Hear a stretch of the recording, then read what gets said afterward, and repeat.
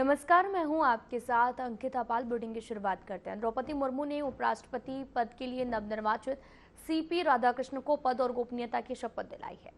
राष्ट्रपति भवन में आयोजित कार्यक्रम में पीएम मोदी, गृह मंत्री अमित शाह, रक्षा मंत्री राजनाथ सिंह समेत पूरा मंत्रिमंडल मौजूद रहा। वहीं समारोह में उत्तराखंड के मुख्यमंत्री पुष्कर सिंह धामी समेत कई प्रदेशों के मुख्यमंत्री भी शामिल हुए। पुष्कर सिंह धामी ने नवनिर्वाचित उपराष्ट्रपति सीपी राधाकृष्णन को हार्दिक बधाई और शुभकामनाएं दी हैं।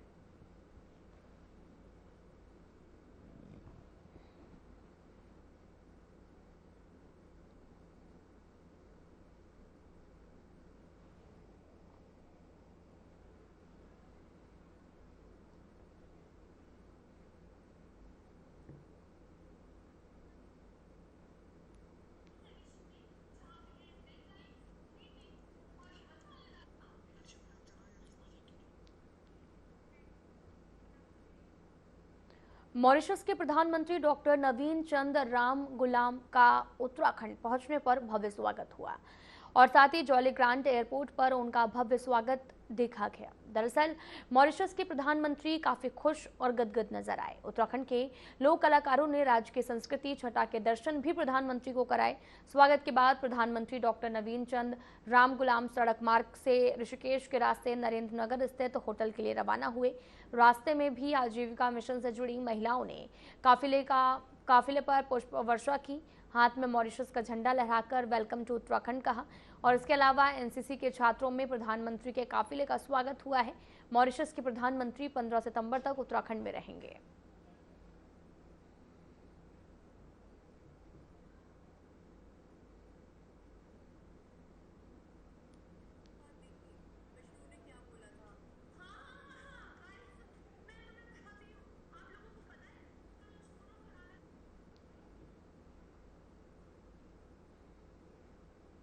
मुख्यमंत्री पुष्कर सिंह धामी के दिशा निर्देशों पर ड्रग फ्री उत्तराखंड 2025 अभियान को तेज करते हुए स्वास्थ्य सचिव और आयुक्त खाद्य संरक्षण एवं औषधि प्रशासन डॉक्टर आर राजेश कुमार ने एफडीए मुख्यालय का औचक निरीक्षण किया है। डॉक्टर आर राजेश कुमार ने साफ कहा कि मुख्यमंत्री के मिशन को युद्ध स्तर पर चलाना विभाग की सर्वोच्च प्राथमिकता है।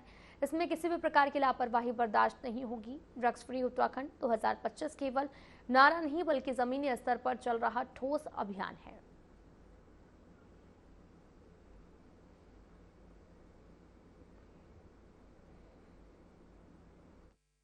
देखिए, माननीय मुख्यमंत्री जी ने नारा दिया है कि 2025 तक उत्तराखंड को ड्रग्स फ्री बनाएंगे और नशा मुक्त उत्तराखंड 2025 का माननीय मुख्यमंत्री जी ने नारा दिया है। इसी के चलते स्वास्थ्य विभाग दूसरे विभागों के साथ, खासकर पुलिस प्रशासन, होम डिपार्टमेंट के साथ मिलकर हम लोग लगातार ड्राइव्स चला रहे हैं।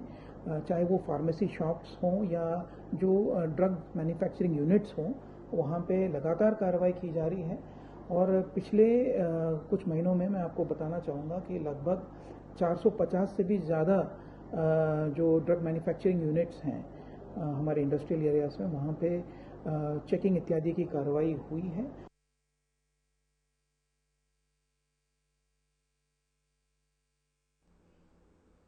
पीएम मोदी ने उत्तराखंड के आपदा प्रभावित इलाकों का दौरा किया है। इससे पहले केंद्र की एक टीम ने आपदा से हुए नुकसान का स्थलीय आकलन भी किया, लेकिन आपदा पर सियासत और तेज हो गई है। कांग्रेस प्रदेश अध्यक्ष करण माहरा ने केंद्र से आपदा राहत कार्यों को लेकर 20,000 करोड़ रुपए की विशेष सहायता की मांग की है। वहीं बीजेपी ने कांग्रेस को 2013 में आई केदारनाथ आपदा के दौरान केंद्र से आई सहायता राशि की याद दिलाई है।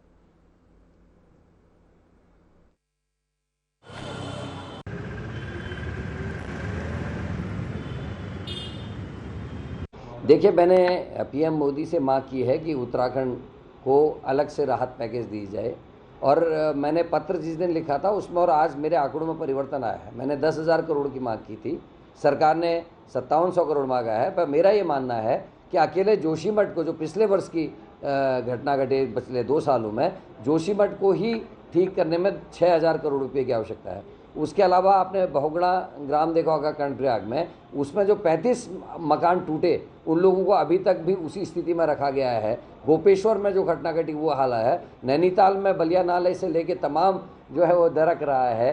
ऊपर खटिया हो गया, खाती गांव हो गया, भराड़ी हो गया, सौंग हो गया, वहाँ भी आपदा आई हैं, वहाँ का को पैसा नहीं मिला। धारचूला में बहुत जगह ऐसी घटना घटी, वो पैसा नहीं मिला।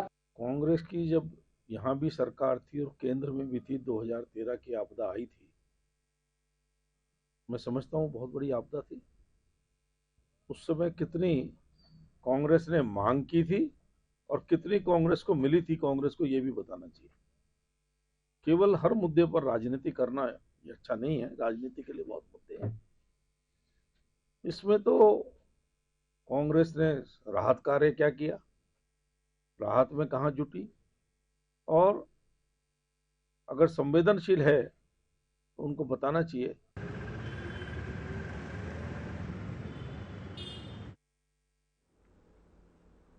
कांग्रेस ने केंद्र सरकार के जरिए आपदा के तहत मिलने वाली 1200 करोड़ की वित्तीय सहायता को नाकाफी बताया है। पूर्व सीएम हरीश रावत और पूर्व प्रदेश अध्यक्ष प्रीतम सिंह ने संयुक्त रूप से प्रेस वार्ता करते हुए आपदा प्रभावित और मलिन बस्तियों का मुद्दा उठाया। हरीश रावत का कहना है कि प्रधानमंत्री नरेंद्र मोदी के दौरे से प्रदेश को काफी उम्मीदें थी। उत्तराखंड भीषण आपदा की चपेट में है। प्रदेश सरकार से भी मांगी गई राशि के सापेक्ष काफी कम वित्तीय सहायता उत्तराखंड को मिली है।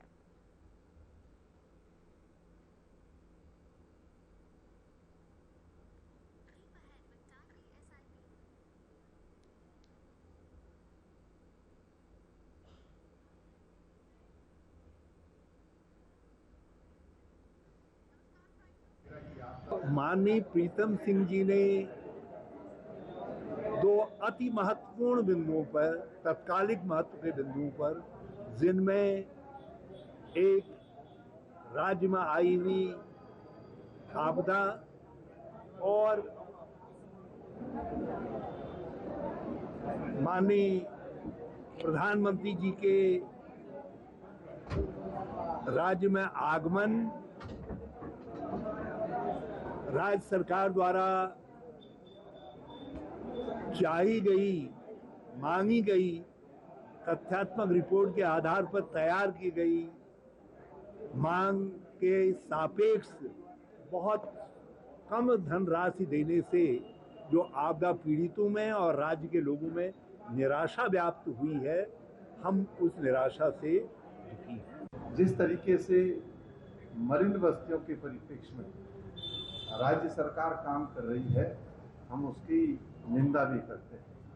एलिवेटेड रोड के माध्यम से देहरादून के अंदर मलिन बस्तियों को उजाड़ने की बात हो रही है, और जब जब मलिन बस्तियों पर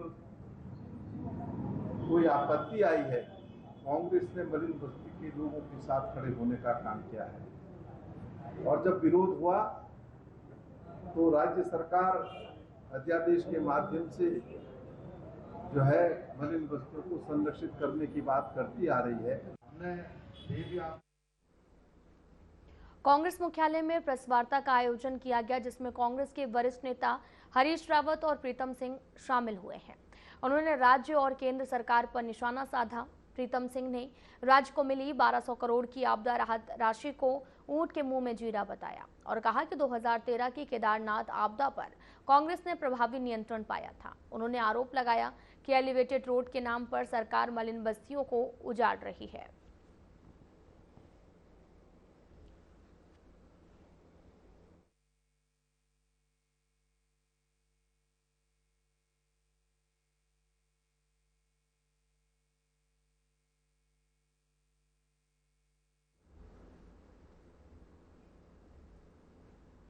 जनपद चमोली के आपदा प्रभावित क्षेत्र थराली के प्रभावितों की मदद के लिए विधानसभा अध्यक्ष ऋतु भूषण खंडूरी ने हाथ बढ़ाते हुए राहत सामग्री भेजने के साथ ही राहत राशि के चेक भी आपदा प्रभावितों के लिए भेजे हैं। विधानसभा अध्यक्ष के निर्देशन में गुरुवार को बीजेपी जिला अध्यक्ष चमोली गजपाल बर्तवाल और विधायक भूपाल राम टमटा और बीजेपी गढ़वाल संयोजक चंद्रकला तिवारी की मौजूदगी में बीजेपी कार्यकर्ताओं ने प्रभावित क्षेत्रों और राहत शिविर आयोजित किया। विधानसभा अध्यक्ष के प्रतिनिधि चंद्रकला तिवारी ने बताया, शिविर आयोजित कर थराली आपदा प्रभावित परिवारों को 100 राशन किट वितरित किए गए हैं।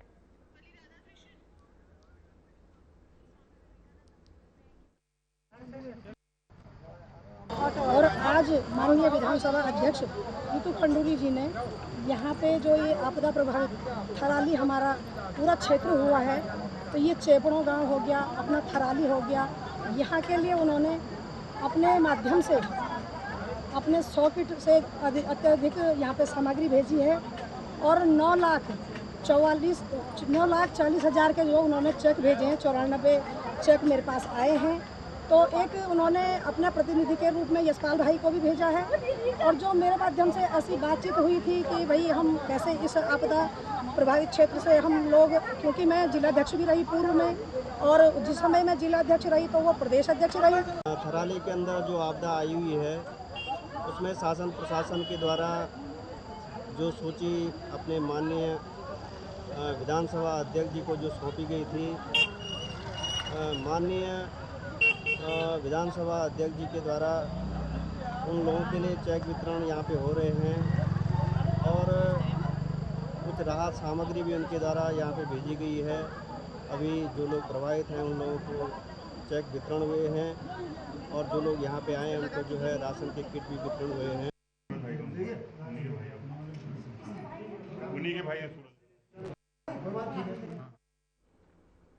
उत्तराखंड में एक बार फिर से मंत्रिमंडल विस्तार की चर्चाएं तेज हो गई हैं और लंबे समय से बड़ी कैबिनेट की सीटों को लेकर भी फैसला होने की उम्मीद जल्द ही जताई जा रही है। दरअसल बीजेपी के प्रदेश अध्यक्ष महेंद्र भट्ट ने हाल ही में साफ कहा था कि मंत्रिमंडल में जो रिक्त पद हैं उन्हें जल्द ही भरा जाएगा। उनके इस बयान के बाद राजनीतिक गलियारे में चर्चाएं तेज हो गई हैं। बहुत जल्द धामी सरकार में मंत्रिमंडल विस्तार देखने को मिलेगा। वर्तमान में मंत्रिमंडल में 5 सीटें खाली पड़ी हैं जिन्हें लेकर अटकलें भी लगाई जा रही। अब उत्तराखंड मंडी परिषद के अध्यक्ष अनिल कपूर डब्बू ने भी इस मुद्दे पर प्रतिक्रिया दी है।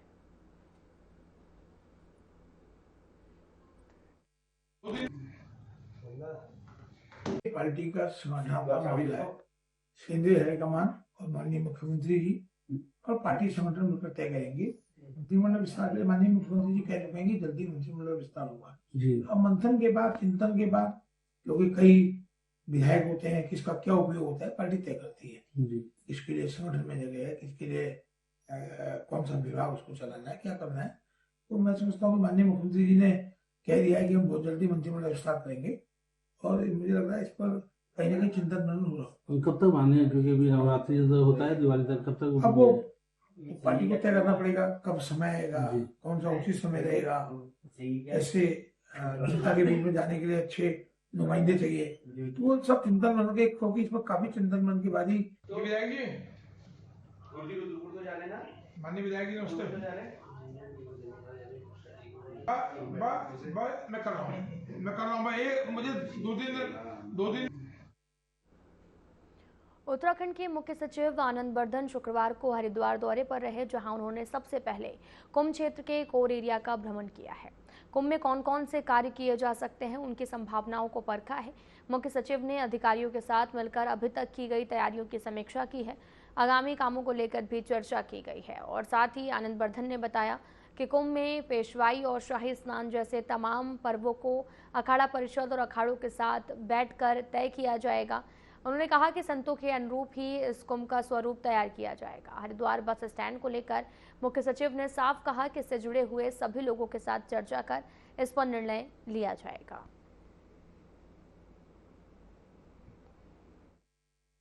वहाँ पे उसको अगर एक्वायर करना और वहाँ पे क्या क्या कार्य होने हैं, किस तरह से होने हैं, क्या परियोजनाएं ये तैयार की जा रही हैं, उसके बारे में थोड़ी बहुत जानकारी ली गई स्थल के अनुसार। और अभी आफ्टरनून में शाम को अधिकारियों के साथ बैठक भी होगी, उस पर और ज़्यादा विचार विमर्श होगा। देखिए, जो भी साधु संत और अखाड़ों से संबंधित जो भी गतिविधियां या जो शाही स्नान या पेशवाई होती है, वो उन अखाड़ों के और अखाड़ा परिषद और साधु संतों के निर्णय के अनुसार ही होगा और जैसा वो निर्णय लेंगे सरकार वैसा काम करेगी। और जो उससे संबंधित व्यक्ति और लोग या समूह होगा, उनके साथ विस्तृत विचार विमर्श करने के पश्चात ही निर्णय लिया जाएगा। सर वासुदेव आईडी हटाइए भाई। सर वो इमीडिएट शुरू होने चाहिए। लालकुआं में किसानों की जमीनों को बेचने के लिए गौला नदी किनारे बनाए गए करोड़ों के तटबंध और चेक डैम बीते दिनों आई बरसात से क्षतिग्रस्त हो गए हैं, नदी में बह गए हैं। इसके साथ ही नदी किनारे बसे किसानों की कई एकड़ भूमि भी नदी में समा गई है, जिसको लेकर लोगों में शासन प्रशासन के खिलाफ भारी आक्रोश व्याप्त है। लोगों ने तटबंध और चेक डैम की गुणवत्ता पर सवाल उठाते हुए भ्रष्टाचार का आरोप लगाया। उन्होंने कहा कि तटबंध और चेक डैम निर्माण में मानक और क्वालिटी पर ध्यान नहीं दिया गया।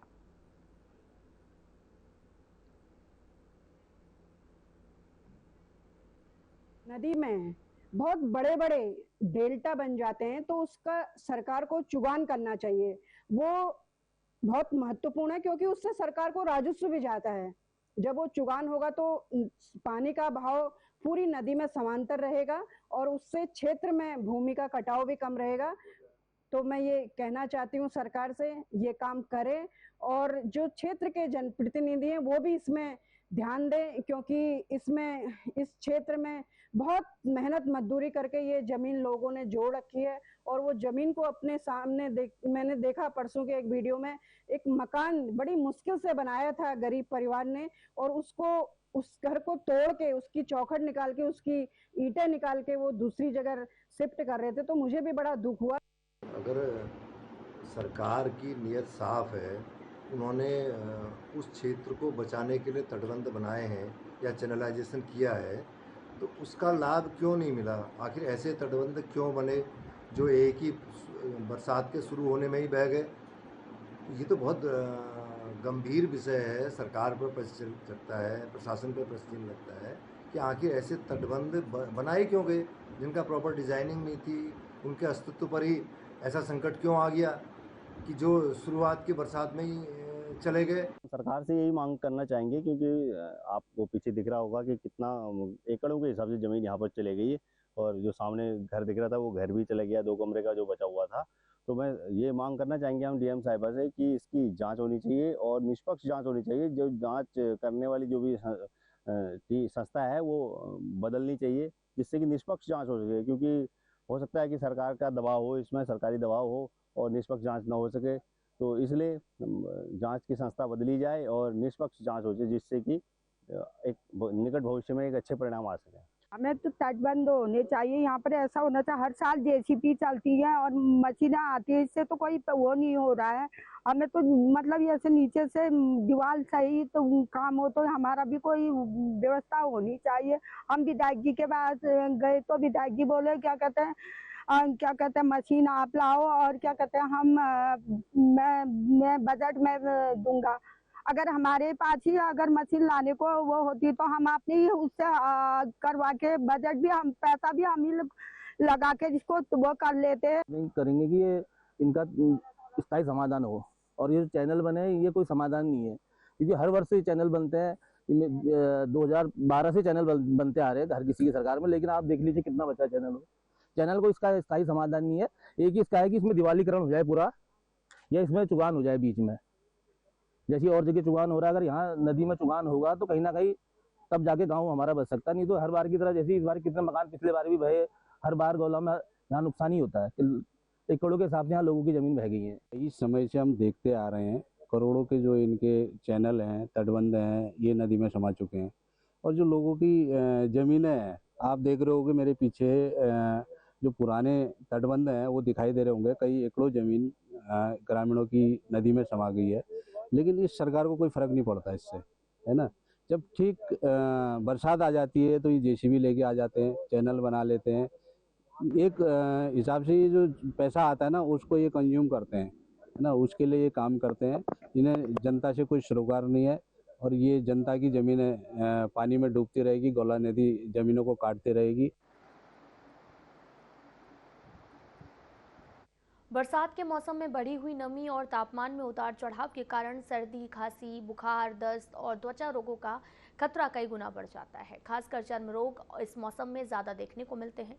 मानसून के आगमन के साथ साथ जहां हरियाली और ठंडक आती है, वहीं ये मौसम सेहत के लिए कई चुनौतियां लेकर आता है। इस दौरान बीमारियों और संक्रमण का खतरा बढ़ जाता है। दून अस्पताल के चिकित्सक की माने तो लोगों को अपने स्वास्थ्य के प्रति सतर्क रहने की सलाह दी गई है। मानसून के दौरान पीने वाले और पानी का खास ध्यान रखते हैं। साथ ही पानी को उबालकर पीना फायदेमंद होता है।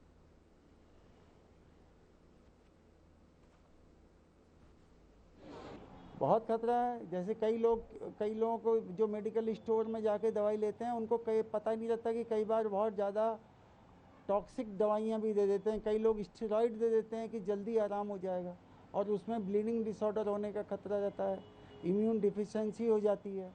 तो कोशिश ये करिए कि भले ही वो छोटी जगह पे हो, अपने प्राइमरी हेल्थ सेंटर या कम्युनिटी हेल्थ सेंटर या छोटे अस्पताल या किसी भी क्वालिफाइड डॉक्टर से राय लें तभी दवाई लें, वरना मेडिकल स्टोर वाले तो सिम्टोमेटिक ट्रीटमेंट देते हैं। देखिए, ये बरसात का चलता हुआ जाने का मौसम करीब करीब ख़त्म होने वाला है, लेकिन अब पानी जहाँ जहाँ रुका हुआ है उसकी वजह से कई बीमारियाँ फैल रही, जैसे जो वाटर बॉर्न इन्फेक्शन है या इंसेक्ट बाइट की वजह से जो इन्फेक्शन है वो अब सामने आ रहे हैं। जैसे कि डेंगू हो सकता है, चिकनगुनिया हो सकता है, या वाटर बॉर्न इन्फेक्शन में डायरिया और टाइफाइड, इस तरह की बीमारियां अब, क्योंकि अभी तक तो बहता हुआ पानी था, अब पानी रुक गया है सब जगह, तो उससे जो इन्फेक्शन होते हैं, और ख़ास तौर पे आजकल बरसात का सीज़न अभी चल ही रहा है, तो कई ऐसी बीमारियां हैं जो इन वाटर बॉर्न इन्फेक्शन के नाम से हम लोग देखते हैं। जैसे सबसे ज़्यादा उसमें कॉमन है जॉन्डिस। प्रदेश भर में मौसम का कहर जारी है। वहीं अल्मोड़ा में सुबह से ही मौसम का मिजाज बदला हुआ है। लगातार हो रही बारिश से आम जनजीवन प्रभावित हुआ है। मौसम विभाग की चेतावनी को ध्यान में रखते हुए जिला प्रशासन ने सभी तहसील के आपदा प्रबंधन विभाग को अलर्ट मोड पर रहने के निर्देश दिए हैं और अभी तक जनपद में सभी सड़क मार्गों पर यातायात व्यवस्था सुचारू है।